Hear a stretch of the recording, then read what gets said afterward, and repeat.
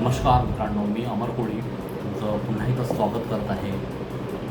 आपण एक नवीन आता जर आपल्या यूट्यूब चॅनलमध्ये मेट्रोटिक विलेज, आत्ता अमर अनंत कोळी या नावाने हा यूट्यूब चॅनल प्रसिद्ध आहे. याच्यावर आपण think innovatively, think creatively and innovation हा एक कॉन्सेप्च्युअल प्रोग्रॅम आपण प्रस्तुत करतो. त्याच्यामधून नवीन नवीन idea, how we can think innovatively that would bring new solutions. आपल्या रोजच्या दैनंदिन जीवनामध्ये, आपल्या कामकाजाच्या ठिकाणी आपण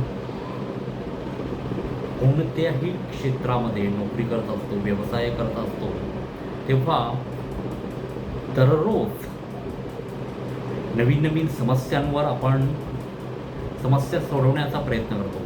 problem solving, one of the biggest skill set you can have. Rather you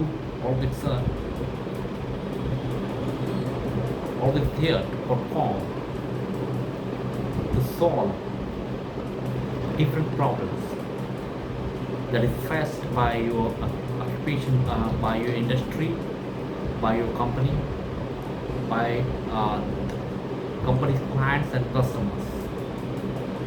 आपल्या कंपनीमध्ये जे काही प्रोडक्ट्स होतात त्या प्रोडक्ट्सविषयी, जे काही प्रोसेसेस आपण करतो त्या प्रोसेसेसमध्ये जे काही प्रॉब्लेम्स, समस्या, अडचणी निर्माण होतात त्यांना योग्य त्या अडचणींचे, त्या समस्यांचे, त्या प्रश्नांचे योग्य मूल्यमापन करून, क्वालिटी मेथड्स आहेत, क्वांटिटी मेथड्स आहेत, त्या सर्व मेजर्स आपण अवलंब करून त्या समस्या आपण सोडविण्याचा प्रयत्न करतो.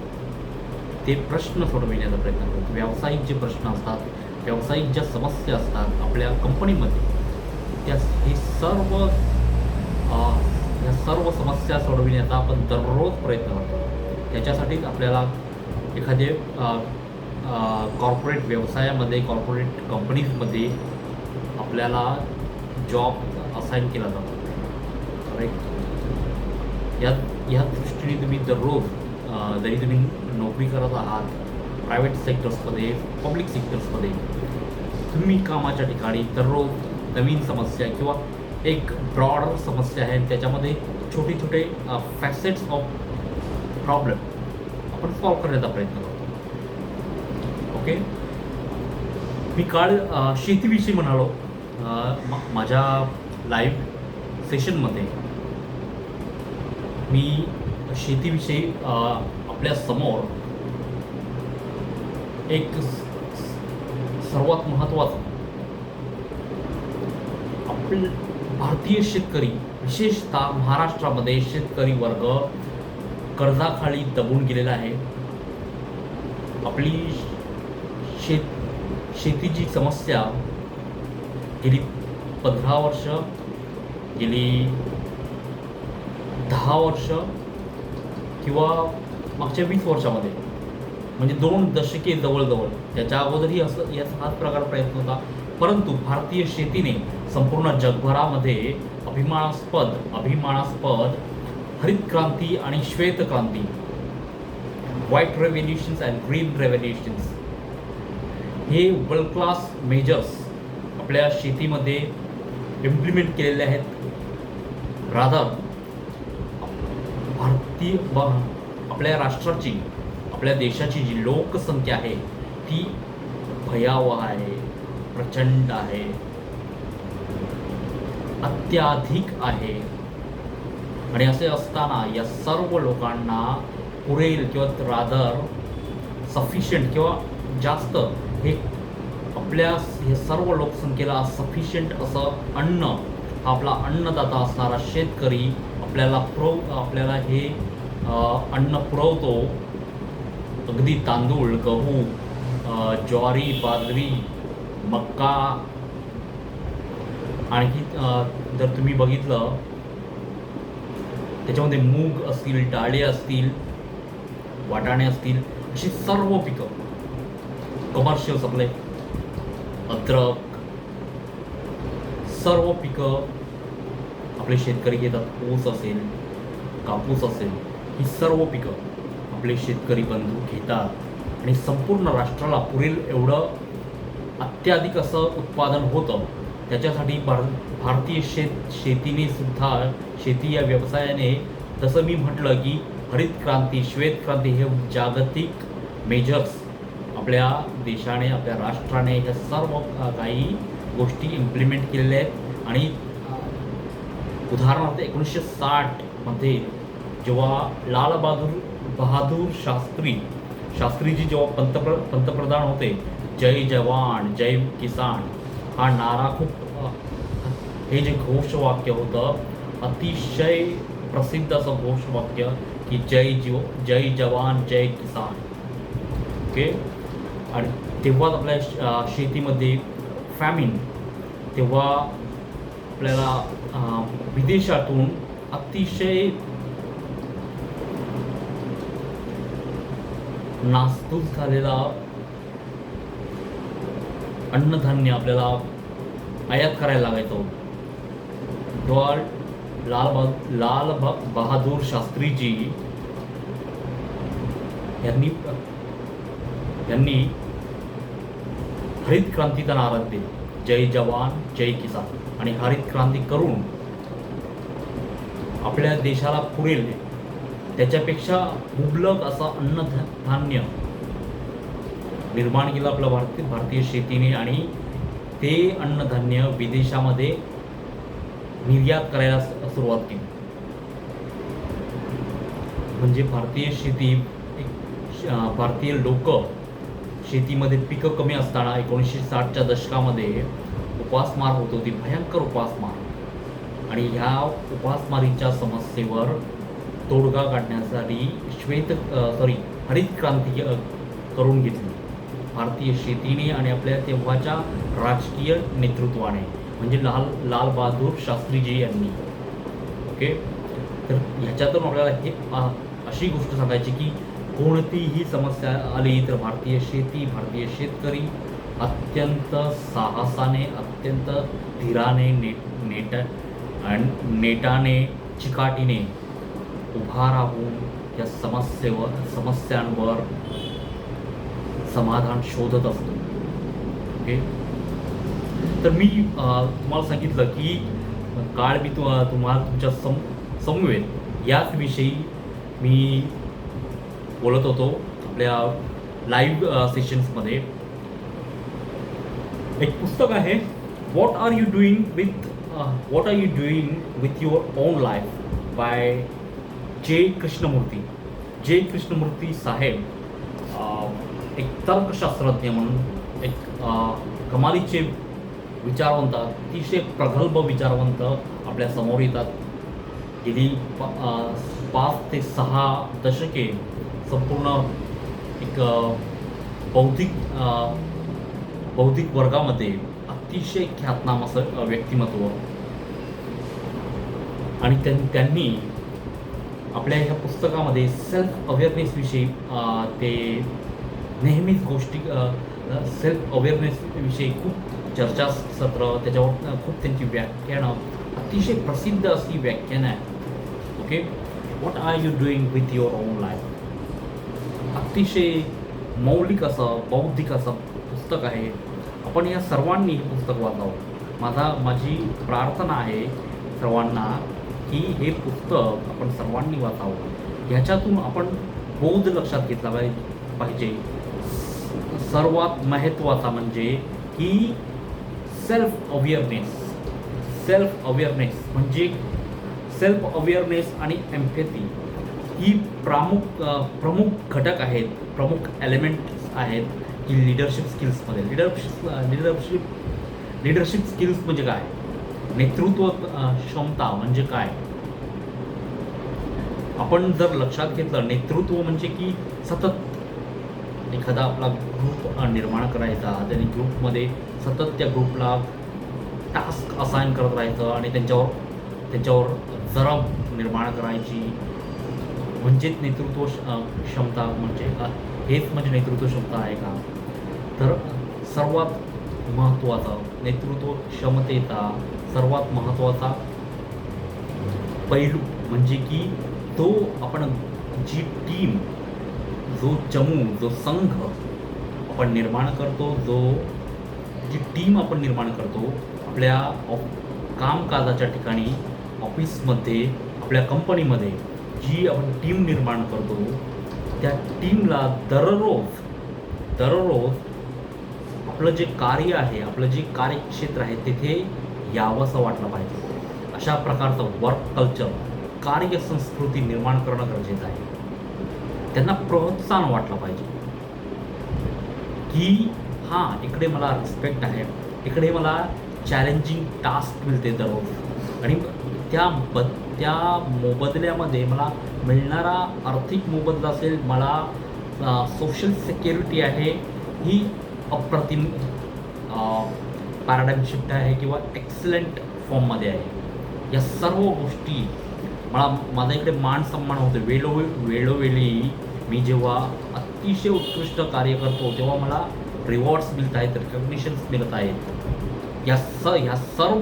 हे सर्व पैलू निर्माण करतो म्हणजे त्या मॅनेजमेंटने, त्या व्यवस्थापनाने त्या कंपनीमध्ये असेल की त्या येथे येणाऱ्या कामगारांचा, आपल्या कंपनीमध्ये येणाऱ्या कामगारांचा विशेष अशी काळजी घेतलेली आहे. म्हणून 15 वर्ष, 20 वर्ष, 25 वर्ष, अगदी 30 वर्ष एखाद्या कंपनीमध्ये काही कामगार कायमस्वरूपी त्याच कंपनीमध्ये काम करतात. या सर्व इथे वर्क कल्चरचा भाग आहे की इकडे मला एक मिळणारा तो मान सन्मान महत्त्वाचा आहे. इथे मला हवं असणारी सोशल सिक्युरिटी महत्त्वाची आहे. Social security in the sense मी इथं वर्कप्लेसमध्ये जेव्हा येतो, मी ज्या कंपनीमध्ये काम करतो ते कंपनीमध्ये मला हवा असणारा आधार महत्त्वाचा आहे. मला तिथे चॅलेंजिंग काम करायला भेटतं.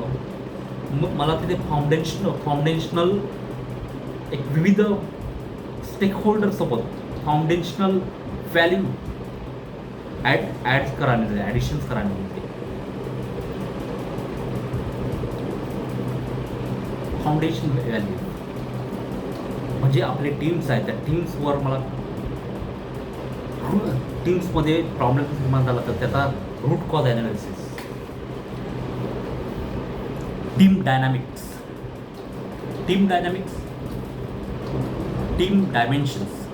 डायमेन्शन्स म्हणजे काय? थोडक्यात आपण टीम डायमेन्शन्स मी तुम्हाला संवादाच्या आपण ज्या प्रकारचा संवाद करतो विविध स्टेक होल्डर्ससोबत, विविध कामगारांसोबत आपण जो संवाद करतो, ज्या प्रकारचा संवाद करतो त्याच्यावरून आपल्याला पॉवर डायमेन्शन्स किंवा टीम डायमेन्शन्स आपल्याला समजून येतील. म्हणजे आपण जेव्हा आपल्या बॉससोबत, आपल्या CEO सोबत ज्या प्रकारचा संवाद करतो, आपल्या एक्झिक्युटिव्ह मॅनेजरसोबत जो संवाद करतो आणि आपल्या पीअरसोबत म्हणजे तुमची पोस्ट एक्सपिरियन्स स्किल्स हे समान लेवलचं असतं. त्याला बोलतो आपण पीअर्स, काउंटर पार्ट्स म्हणजे एखाद्या दुसऱ्या सेम कंपनीमध्ये पण दुसऱ्या टीमसोबत असेल, दुसऱ्या टीममधील मेंबर असेल, पण आपल्या पीअरसोबत ज्या पद्धतीत आपण संवाद करतो याच्यामध्ये डिफरन्स आहे, याच्यामध्ये फरक आहे. आणि हा संवादाचा आपण मूल्यमापन जसं करतो की मी CEO सोबत काय संवाद करतो, मी एक्झिक्युटिव्ह मॅनेजरसोबत काय संवाद करतो, माझ्या इमिजिएट रिपोर्टिंग बॉससोबत मी काय संवाद करतो, माझ्या पीअर्ससोबत, माझ्यासोबत काम करणाऱ्या माझ्या सहकार्यासोबत कोणत्या प्रकारचा संवाद करतो ह्यात. आणि माझ्या हाताखाली काम करणारे माझे सहकारी असतात, माझे सहकारी आहेत पण माझ्या हाताखाली काम करतात. मी त्यांना टास्क पुरवतो ॲज अ मेल एक्झिक्युटिव्ह. मी we delegate work to our subordinates, and in corporate sectors with uh, male workers, we also have female workforce. Yeah. So uh, if someone is a female and she leads the team, she also has subordinates. She will delegate a task, delegate a job for her team, right? तर हे जे संवादाच्या माध्यमातून आपल्याला power dimensions कसं change होतं, बरोबर आहे. तर स्टेक होल्डर्सनुसार पॉवर डायमेन्शन्स किंवा group dimensions, team dimensions change होतात. आणि हे टीम डायमेन्शन्स हे एखाद्या सिच्युएशननुसारही चेंज होतात.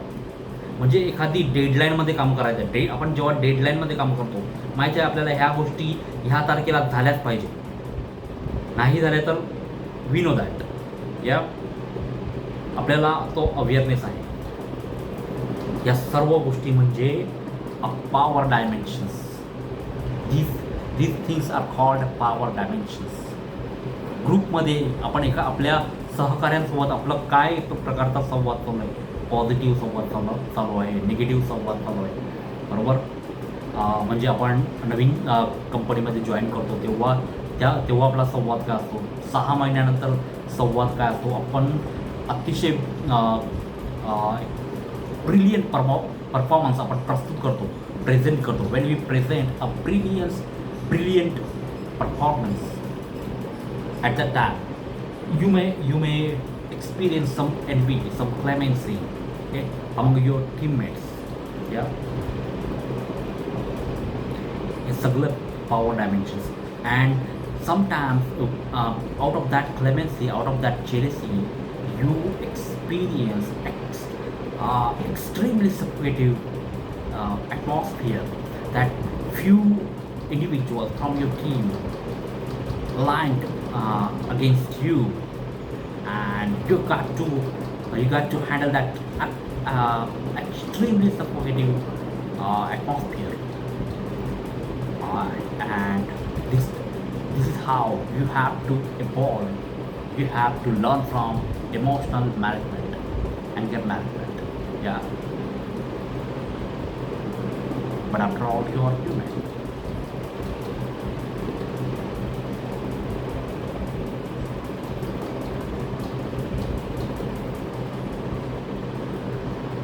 That's the power dimensions. When you outperform your bosses, bosses are still they are a boss. They have authority to take a revenge on you as a a part of revenge. They may fire you up front. They may put a lot of charges of wrongdoing, though you are innocent, just because you have outperformed them. That's the power dimensions. My dear friends, this is the core Kali Yuga. Wherever you go in a politics, you go in a cinema, you go in social organizations, social cultural organization. You go in politics, corporate world, even among your family members, your friend circles. Everywhere you will find this suffocating atmosphere. If you are outperforming everyone and you speak truth, you hell bent on the speaking truth. Even you are not exposing them, but they always get threatened.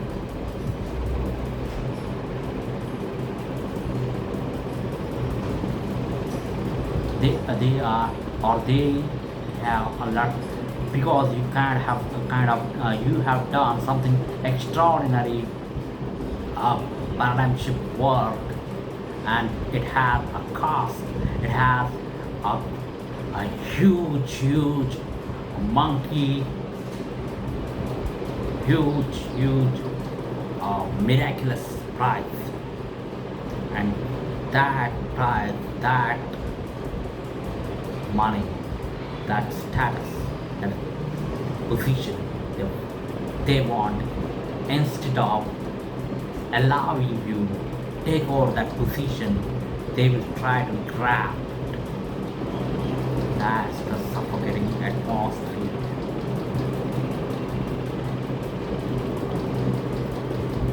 And this how you perform in such negative atmosphere. You have to, what you will do in that situation? Will you keep doing your work among these such jealous colleagues, among these peers, among these teams?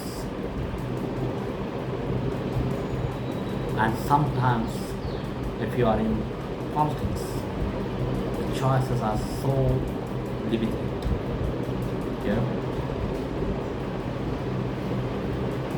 And risk of far top of your extreme peers.